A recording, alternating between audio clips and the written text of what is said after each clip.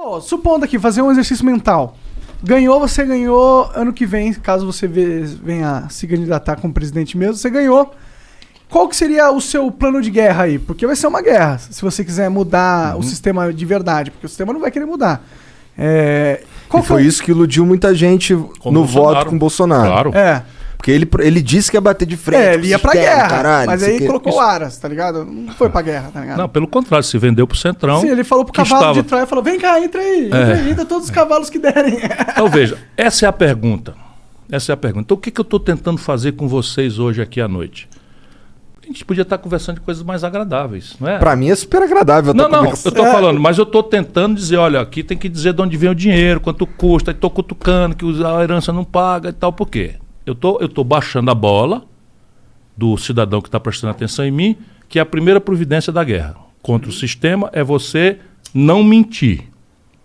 Então a eleição, a relação do candidato com o povo é telegráfico, o discurso é curto, é breve, é simbólico, é emocional, mas isso não pode levar ao ponto, como tem acontecido no Brasil, de eu despolitizar de tal forma que o cara acredita que eu sou o salvador da pátria.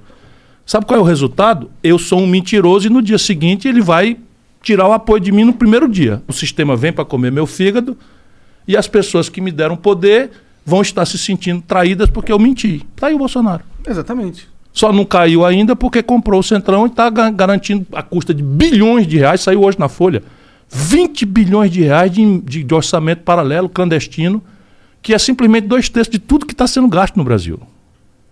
Estão sendo distribuídos pelos deputados desse tipo de coisa, roubando um terço, a metade.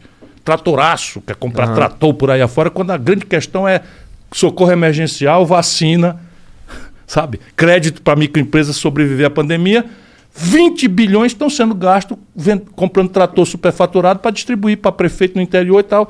É tipo um mensalão onde o Exatamente o Bolsonaro a mesma coisa. Não tem como se fuder, porque o ônus de se fuder foi em quem fraudou a licitação de trator. Pronto. Mas o Bolsonaro sabia que esse tanto de verba seria usado para isso. Tá sabendo porque ele era desse baixo clero. É tudo coleguinha dele. Pode crer. Tudo coleguinha dele, 28 anos. Eu fui contemporâneo dele.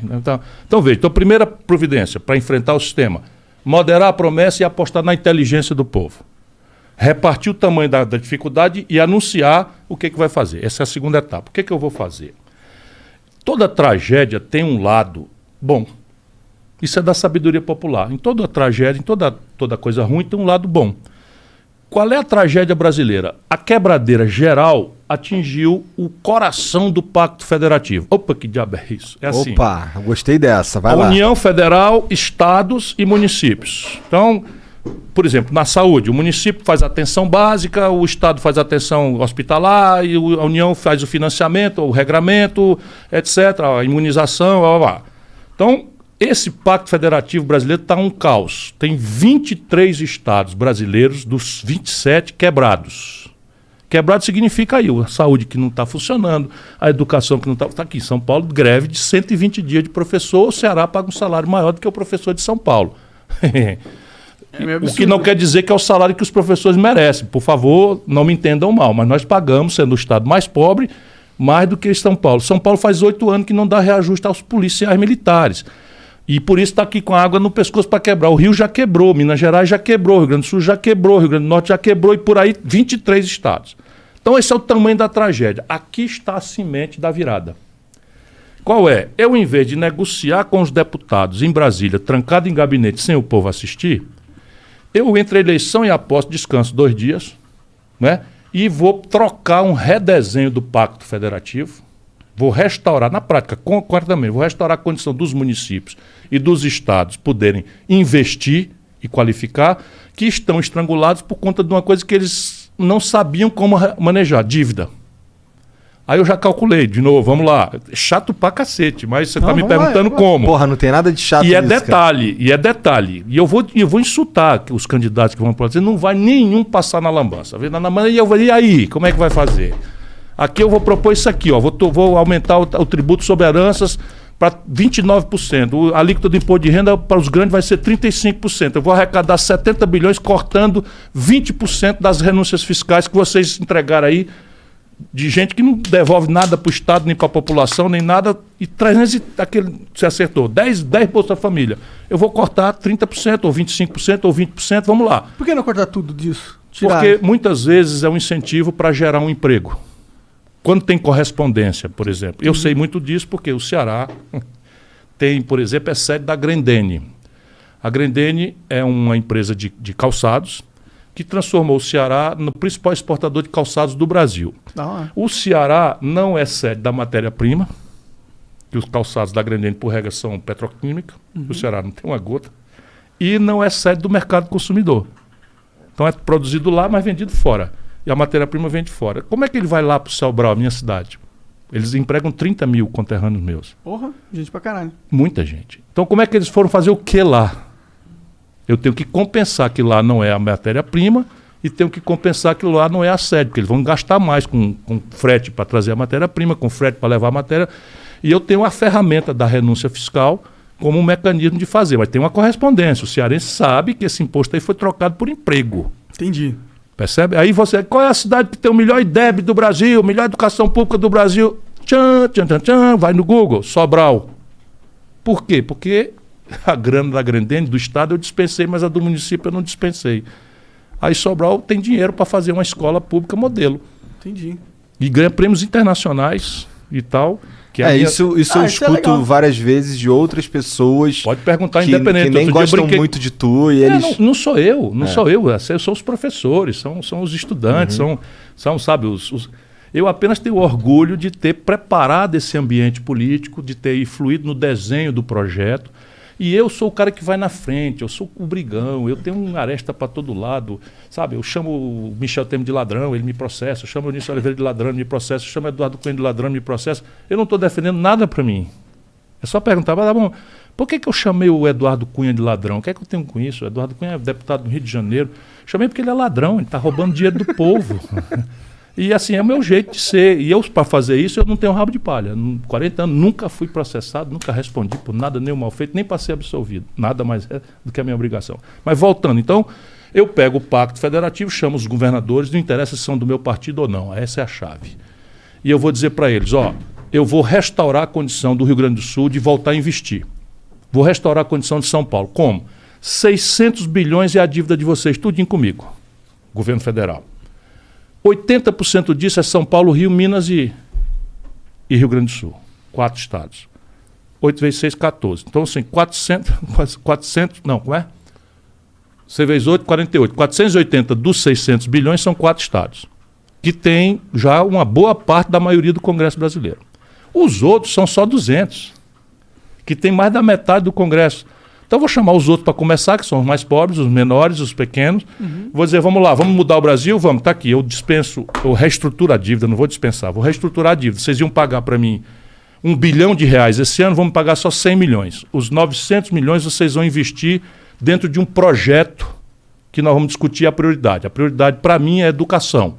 Mas eu topo se você quiser fazer saúde. Mas eu não topo se você quiser fazer fonte luminosa. Aí eu não topo. É uma coisa de planejamento partilhado. Eu não vou impor, mas vou dar uma linha de prioridade para ter coerência. Saneamento básico, topo. Moradia popular, topo também. Por quê?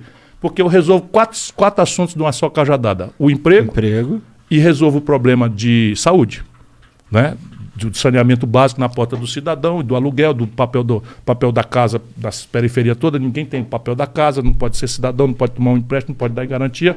Tudo isso coisa que eu já fiz. Funciona, né? Funciona para valer, né? Eu digo, eu quero ter uma chance porque eu sou treinado. Eu estou me apresentando, por favor, não pense que é autoelogio, não, mas né, o cara tem que se exibir um pouquinho.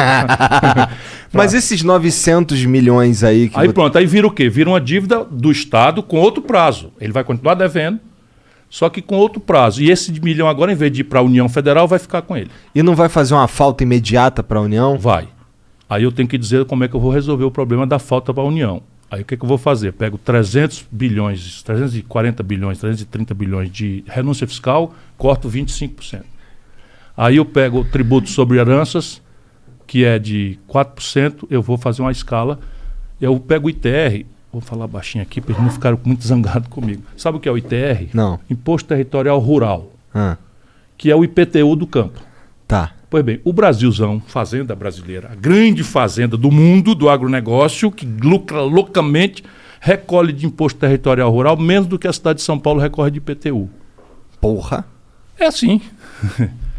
Então esses caras não vão dizer, olha, o cara agora vai querer cobrar imposto, cara. Eu estava descendo hoje de Campos do Jordão, ali pertinho de Pindamonhangaba, onde eu nasci, Taubaté e tal, não sei o que, e tal, o gado ali. Onde é que já se viu criação extensiva de gado dentro da cidade? Sabe, dentro da cidade é para você ter uma estrutura de produção de coisa de valor agregado alto que se distribui ali, que é verdura, é cenoura, é beterraba, percebe? Só é assim porque... E é o que eu pretendo fazer. Não vai ser o governo federal, vai ser para os municípios. Então vai ser, a ITR vai mudar. E agora quem faz a planta de valores de São Paulo, da cidade de São Paulo, ou de Pindamonhangaba, ou de Taubaté, vai fazer a planta de valores da base rural. Simples assim. Hoje é algo federal. Federal, que não faz nada. Isso depois de 30 anos de governo de esquerda. Isso é um negócio de doido. A mentira da goela, a mistificação, a empulhação no Brasil é um ponto político. Então vamos lá. Depois você tem a tributação sobre o imposto de renda das pessoas jurídicas e físicas no lucros e dividendos. Isso é o seguinte, se a empresa faturar e reinvestir, isso é muito bom para a comunidade. É. Sim. Muito bom para a comunidade, então não tem que ter imposto. Mas se o dono, pessoa física, tira da empresa esse lucro e dividendo, é ou não é razoável que ele pague imposto de renda? É razoável e o mundo outros países... inteiro... Não, o mundo inteiro, para não dizer o mundo inteiro, só o Brasil e a Estônia não cobram. A Estônia é um pequeno país do leste da Europa. E de tanto eu falar aqui, está repercutindo lá. E o debate abriu no Congresso da Estônia para resolver. Sério? Sério. Só que eu já cobrei esse imposto aqui, Monark. Eu já cobrei. Eu era ministro da Fazenda do Itamar, eu cobrei. Aí, de repente, a dita esquerda de Goela revogou e nunca mais. E eu outro dia estava num coisa com o presidente de um grande banco, fica quase devassada a privacidade do cara, porque só são três. Eu estava conversando com ele, desculpa, eu não sou inimigo de ninguém, pelo contrário, vai ver o que eu fiz de estimular empresas no Ceará. Eu chamo o Ceará porque é um lugar onde as pessoas podem conferir, esse cara é tão bom assim, é um mentiroso, é mais um picareta, é mais um demagogo. Eu acho que todo mundo devia ser desconfiado da população, do político. E procurar. Hoje tem o Google, cara. Hoje é bem mais fácil. Na minha época não tinha Google, você imagina. Hoje tem o Google. O cara disse que a escola do Ceará agora tem cota para rico. Sabia? Cota para rico? Cota para rico. Então, como é que é? Uma cota ao contrário? É, uma cota ao contrário. Por quê? Porque nós começamos a escola de tempo integral, profissionalizante, com aquele estágio remunerado, profissões altissimamente modernas e tal. E como a gente não podia fazer para todo mundo ao mesmo tempo, começamos a dar uma prioridade, que é a nossa lógica. É o seguinte, só pode entrar nessa escola, que é um prédio espetacular, e tem tela de cristal líquido em algumas, e tem laboratório de ponta, e tem tudo. Uma escola, se procurar a melhor escola de São Paulo, e compara. Vai no Google, quem estiver desconfiando. Né? No sertão do Ceará, então nos lugares mais pobres, nós metemos lá e com a condição, só pode entrar nela quem vem da escola pública. Que era uma forma de dar prioridade ao pobre. Ah, legal. Aí o Ministério Público foi dizer, isso está errado, é inconstitucional. A escola pública tem que ser de acesso a todos. Aí nós ficamos ali e tal, tá bom. Mas vamos dar prioridade para os pobres? Vamos. Então vamos fazer um termo de ajuste de conduta, que é um TAC, feito com o Ministério Público, que deu uma cota para rico. Quanto que é a cota de rico? 20%. Entendi. Ah, legal. Porra, eu acho isso incrível, porque se a gente for falar do ensino superior no Brasil... É um desastre, dá vontade de chorar. A maioria dos caras que estudam nas melhores universidades públicas são os ricos, né? E a maioria dos que estão inadimplentes com fiéis são os pobres. Mas e aí, a gente tava naquele negócio do, tipo, chegou lá a guerra... Pronto, aí estava fazendo as propostas. Federativo. Então, mas eu troco o Pacto Federativo, eu vou construir uma mediação de atacado para substituir esse varejo corrupto. Uhum. Em que você se acerta com o bandido para o bandido não... De forma bandida para o bandido não perseguir tua bandidagem. Isso é um negócio que não deu certo. Sim. Por quê? Eu tenho muita experiência. Deu certo, eles estavam todos com a Dilma. A Dilma caiu. Deu certo, eles estavam todos com o Collor.